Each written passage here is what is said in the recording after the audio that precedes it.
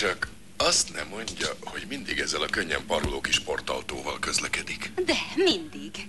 Szálljon be, és meglátja, hogy sokkal kényelmesebb egy Cadillacnél. Nem esik bajom? Ki tudja? Hát, megkockáztatom.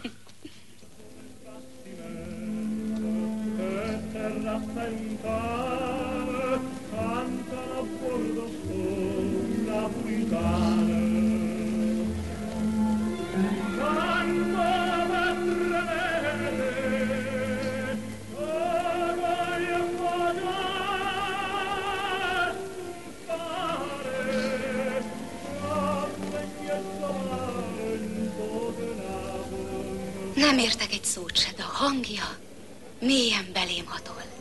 És mindenemet átjárja. Mindenemet. Neked is?